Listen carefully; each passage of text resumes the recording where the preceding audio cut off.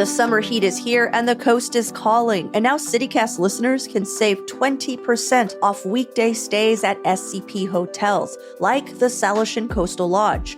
Offering over 200 acres of breezy coastal playground, you and your family can book the perfect getaway that can include everything from golf, zip lines to spa treatments. Best yet, your pup is welcomed. Book your Oregon Coast adventure at salishan.com today with code CityCast.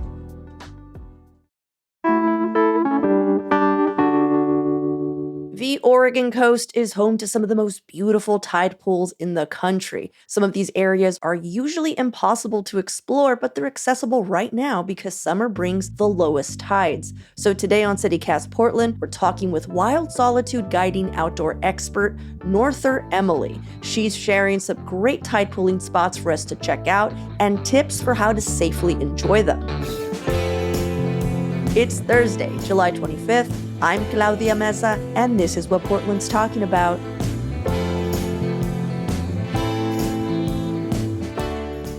So, Norther, why do extremely low tides happen around this time of year? Can you please explain the ocean to me?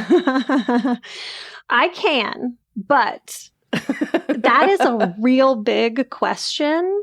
We could spend an entire interview just talking about how tides work. Everybody knows that the moon controls the tides, but the position of the Earth also affects tides, and then the sun also has a gravitational pull. When the Earth is tilted and the moon and the sun are in alignment, they're pulling the Earth in the same direction, and so we get bigger tides then. That's the easiest way I can explain that. I'm still confused. If you've ever looked at a tide table, it seems really chaotic, and it's just because there's like different influences at play. Yeah, you actually grew up on the Oregon coast, right? That's right. I'm from a commercial fishing family, so I could have asked my dad to explain the tides, but I knew that answer would be too long for a podcast. I think that's what confused me, is that I think that the summer means that we're closest to the sun, but I don't think that's what that means. No, I think we're closer in the winter. Okay. You know what? I need you also to explain the sun and the moon to me. You should invite Noah on to talk about how the tides work. That might be above my pay grade. Noah of the Ark? No, what does it stand for? The National Ocean. Yeah, the National Ocean Atmospheric something. Atmospheric Administration. Okay, so not Noah of the Ark. Gotcha. All right, we're gonna move on. Yeah, Noah of the Ark. I thought you were just messing with me. No. Never mind. Okay, no. So you grew up in the coast, commercial fishing family. I didn't know that. Like, where exactly on the coast did you grow up? So I grew up just north of Newport, so kind of in the general like Newport, Depot Bay, Lincoln City kind of area. That's the part of the coast that I know the best. Well, you've mentioned that low tides can be extremely dangerous.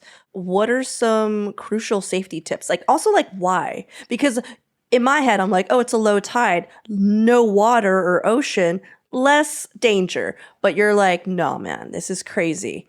Yeah. So growing up at the coast, part of the background of living at the coast is hearing stories of tourists being swept into the ocean and never heard from again. It's just kind of like a thing that happens every couple of months.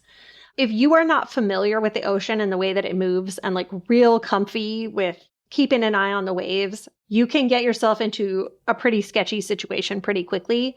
The ideal time to go look at tide pools and do other like low tide type activities is before low tide has reached its lowest point.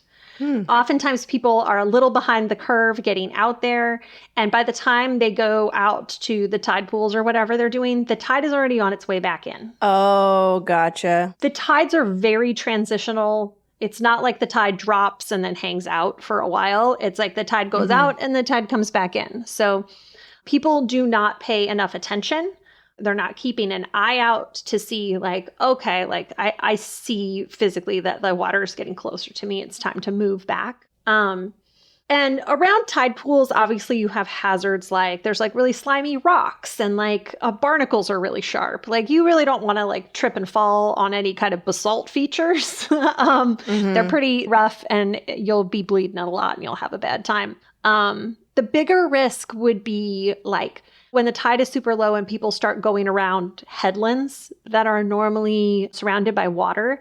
It is very easy to be, head down, looking in a tide pool, checking things out, playing around, and not notice that the ocean has come in and that you are now like trapped on an isolated beach.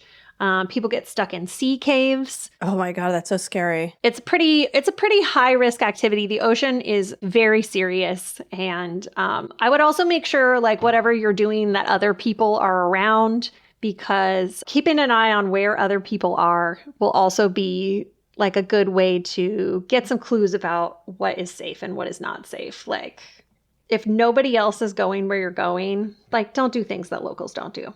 Yeah, so just check out what the locals are doing. It's the thing about beaches, though, is that a lot of the times it's all tourists. It's just a bunch of ding-dongs. Like Hug Point, yeah, you know what I mean? Because it's a place where, and if you don't know where that is, that's like right below Cannon Beach. And it's only available X amount of hours of the day, during low tide. And you're able to go around this rock structure. And then the tide comes in and you're kind of closed in. You're done. You're waiting there at a high rock, hopefully. Yeah. And I mean, it can even be like if you get stuck and you can't cross back to where your car is, you could get put in a situation where you're forced to road walk a long way. I have road walked along some sections of Highway 101 and I 0 out of 10 do not recommend. It is not fun. It is not safe. There is no shoulder. You'll be walking in the ditch next to the railing. So that's another risk that's associated with it too. So isn't there like a beach called Lost Boy Beach? Yeah, Lost Boy Beach is named after a child from like 100 years ago who went around a couple of different coves during a low tide and then got stuck on an isolated beach. Oh, that's awful. It's also really good just generally like to have a lot of situational awareness about what you're doing. Pay attention to how long it takes you to get to a location. Expect it to take you a little longer to get back. Like really like structure what you're doing and plan really carefully. Yeah.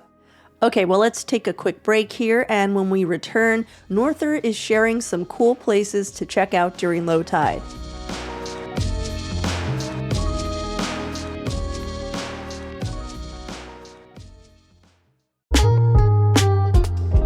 Making the right senior living choice is more than just a simple move for your parents. These are long-term care plans. You need solid information and the right person to walk you through each step of the decision-making process. And Lynn Smarges is that person. She's a trusted senior advisor and placement specialist that works tirelessly to ensure your loved ones find the best care tailored to their specific needs and preferences. From independent living and assisted living to memory care, Lynn guides you every step of the way, offering advice, valuable resources, and unwavering support. She researches the retirement communities which best fits your senior family members' circumstances. Not only that, she sets up the appointments to tour these communities and walks her families through each tour, advocating for them. You can rely on Lynn to offer your family the care and compassion you need during your senior living journey, because sometimes you just need that extra hand. You can also find out more about everything Lynn has to offer by tuning into her podcast, Caring for Your Aging Parents, on Spotify, Apple Podcasts, or any of your favorite listening platforms.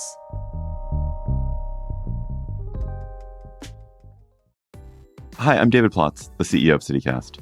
The best way to learn a language is immersion, living where the language is spoken and using it every day. That's how I learned French as a kid.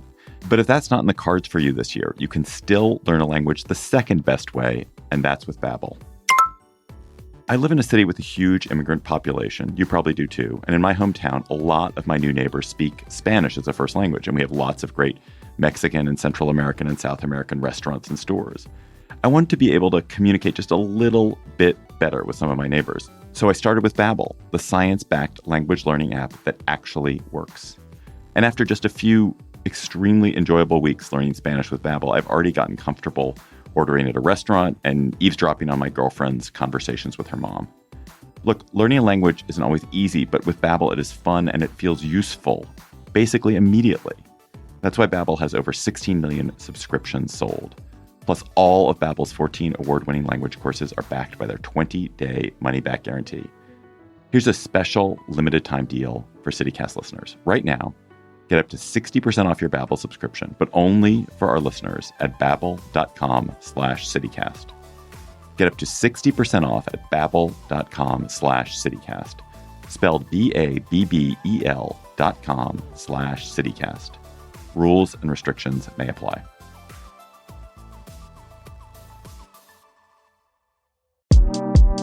Every day, data brokers collect and sell your personal information to third parties, like your address, phone number, health and financial records, even your social security number. Then this information is used against you by scammers and spammers. And it doesn't end at annoying robocalls or junk emails. Your identity could be stolen. But an excellent way to stay safe out there is by checking out Incogni. That's INCOGNI. It only takes about 3 minutes to set up, and then it gets to work scrubbing all your personal information from the web. They tackle over 180 data brokers and people search sites, update you with progress reports, and offer a 30-day money-back guarantee. So protect your data, your time, and sanity with Incogni. And right now, CityCast Portland listeners can use the code CityCast for 55% off the annual plan at Incogni.com. That's INCOGNI.com. Now that we've established this risk, how about some places to explore? Like, what are some of your favorites, starting with the least challenging? Yeah, so any place that you can go look at tadpoles will be a great choice. Haystack Rock in Cannon Beach would be a great option. That's a super cool feature. And when you stand next to it, you really get a sense of how tall it is. There's a lot of tide pools all the way around Haystack Rock. And there's really cool, like, little plants and stuff that grow on the rock. Important to know that you cannot climb sea stacks. It's not allowed. They're for birds. They're protected for ocean birds to have a safe place. So don't try out any bouldering moves on Haystack Rock or any of the other rocks. But also Otter Rock further south has some great tide pools, especially the beach on the northern side of Otter Rock that goes to the Devil's Punch Bowl. That would be cool to check out. Don't go in the Punch Bowl, though. It's made of a very sandy, sedimentary rock that is very similar to Cape Kiwanda. Totally unstable, real cool to look at. Don't go in the bowl. And that Otter Rock is between Lincoln Beach and Newport, just for those who are just like, where is that? Yeah, you know? Yeah, just south of Depot Bay. Okay, well, what's another place to explore when the tide's low that's like, somewhere in the middle? Yeah, there's a lot of really cool rock features outside of Seal Rock, which is just south of Newport. That's a really beautiful area I don't hear people talk about very often. Seals do hang out there sometimes, I guess. Mostly I've just seen really cool rocks and a lot of like really interesting tide pool life. Another option too would be Yaquina Head, which is just outside of the city of Newport. That's I think its official designation is an outstanding natural area or something, and it's very beautiful. There's a lighthouse there, and there's some like man-made tide pools that they created in an old rock quarry. I think they put that in maybe like 20 years ago. A great place to see seals. Lots of cool tide pooling, and it's just cool to like visit a location that you maybe have been to a few times before. A lot of people have been to see the lighthouses in Newport. It's cool to see a familiar place in a different circumstance. So it might be kind of neat to like go out on the headland where the lighthouse is and check out all the exposed rocks below. Are there any other like medium level, like they're just like, all right, you're not going to hopefully die out here, but here's a cool tide pool or something neat to explore during low tide? There is a really cool cave that is on the south side of Otter Rock that you can get to during super low tides. The stairs going up and down are super steep, and there's like, I don't know, like 100 of them or something. So it's pretty athletic getting down there and back. People have died in the cave from not getting out of the cave in time. So that's a thing that I would say is like a higher risk activity. However, I did go in this cave like every weekend when I was like 6, 7, 8 years old. I mean, it was the 90s, so we just did whatever. But you know. Yeah. But yeah, when I was little, my friend and I went in there unsupervised all the time. But you knew though, like you grew up there, so you kind of knew like, oh, the ocean isn't going to be in for a little bit, you know? Yeah. When you grow up at the coast, you definitely grow up with like a healthy sense of fear and respect for the ocean. And you're just a little bit more attuned to it. Like I've been to the coast with like some friends who are from landlocked states. And I was really surprised the first time I like went on a beach walk with my friends who are from, you know, the big middle. And they just got like sloshed by a wave that was coming in. And I was like, did you not How did you miss see that? coming? They thought it was going to move a lot slower than it did. I think people think the ocean is a lot slower than it is. Oh my God. And I like took 5 big steps back and they like were not on the jump and they just got like knocked over. I shouldn't laugh, but I was like, guys, what are we doing? Okay, you know what's so funny is that I've been in very similar circumstances where I'm just like, you didn't see that coming. I yelled, but I also grew up very coastal. Well, lastly, let's talk about the most challenging low tide spot that you're just like, you know, in my head, it's just like that Cross and Bones pirate, traveler beware. I mean, traveler beware, you could try to go to Lost Boy Beach. But the last person I talked to who's actually been there said that by the time they got over there, they could hang out on the beach for about 15 minutes and then they had to turn around and go back. So what's the point? If you're super experienced and you have your act together and you've done this kind of thing before and you've already been to all the tide pools and that might be something that you do a little more research about and think about really carefully. It's been on my list for a while and the timing just hasn't worked out. But even if you don't go all the way to Lost Boy, like going to Oceanside and going into the little secret beach through the cave and then like playing around over there, that could be really cool. Oh, yeah. I know what you're talking about. Yeah. I love that cave. That's so fun. Yeah. I always thought it was man-made. Well, part of it is man-made and then part of it is a natural sea cave that they connected the two, I guess. It's weird. It's like a weird little bunker. The first time I went in there, I like didn't know about it. And I was like, what is this little door? Where does this go? Oh my God. There's like driftwood in this dark tunnel. Yeah. But then it goes out to a cool little rocky beach. When the waves crash on the shoreline, they like swirl the rocks around and it's like one of those like musical rock kind of things. What do you mean musical? Oh, because it sounds pretty. Yeah, because as the waves crash over and drag the rocks, they make this little like tinkling kind of sound. It's really beautiful. Oh, wow. And it's called Tunnel Beach, right? I think that's one of its names. Yeah. If you're curious, if you're just like, ooh, that sounds cool. It's in Oceanside. There literally is like, if you Google Oceanside and the tunnel, it'll take you there. Yeah. Is there anything else that you're just like, yeah, this is totally worth the risk and the drive? Those would be some of the riskier things that I would recommend. Maybe also down like near Yachats and Cape Perpetua. I think there's like some pretty cool basalt formations that are out in the ocean there. Like the big churn. I think it's called the Devil's Churn or something. And yeah. Okay, well, is there any specific equipment that you recommend having handy exploring low tide pools? Like, what kind of shoes are you wearing? Like, what are some considerations you should think about? Sure. So if you're going to a place that's very rocky, you want to have a good pair of tennis shoes or something like that, something that you feel like you're going to have good traction with.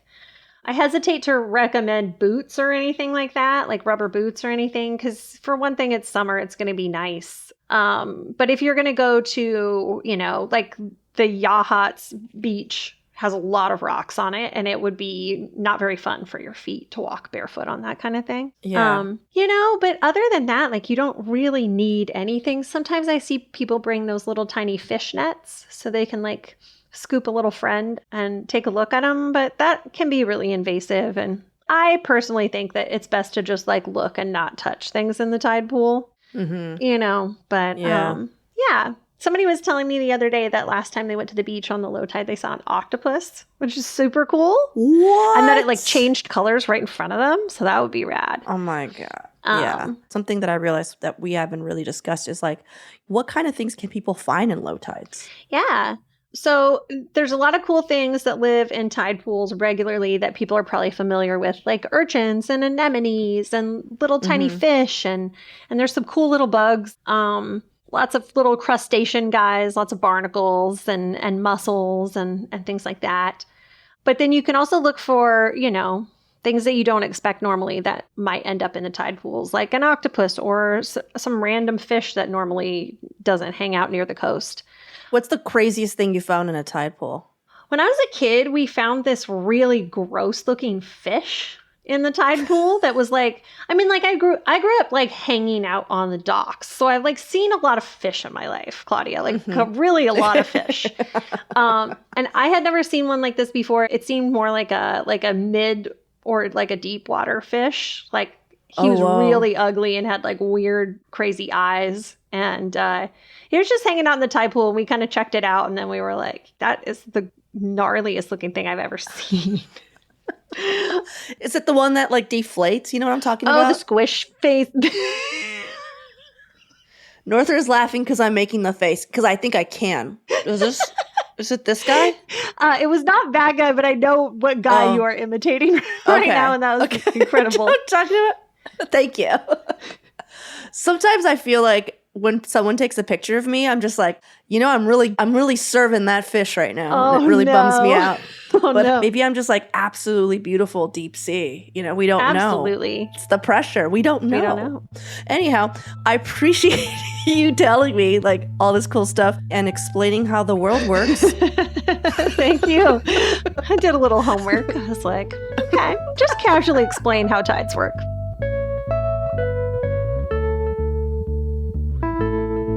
And now for some events happening this week. Every Thursday on the show, we like to bring you a few recommendations to help you plan your weekend. Here's what we got. If you live near Wilshire Park in Northeast Portland, tonight is the free showing of the latest live-action adaptation of The Little Mermaid. Blankets down at 7:30 p.m. and screening starts when it gets dark. And if you want to keep the mermaid theme going, this Saturday is the 8th annual Portlandia Mermaid Parade. It starts at Tom McCall Waterfront around noon and goes all the way down to Poets Beach. It's a uniquely Portland experience. If you have kids who love playing mermaids, or if you like playing mermaids, you're going to love it. Also this Sunday is the Montevilla Street Fair going from 10 a.m. to 6 p.m. If you've not been to Montevilla, this is a perfect time to go check that neighborhood out. There's going to be over 150 vendors, 21 bands, 4 stages, and 5 beer gardens. I'm definitely checking it out, and I'm pretty positive Brian of Montevilla will also be in attendance. Finally, just a big happy birthday to my girlfriend of 11 years, Jessica. You might catch us ripping through the Willamette on a jet boat this Saturday in celebration. For even more local events and news, sign up for our daily newsletter, Hey Portland. We'll throw a link in the show notes.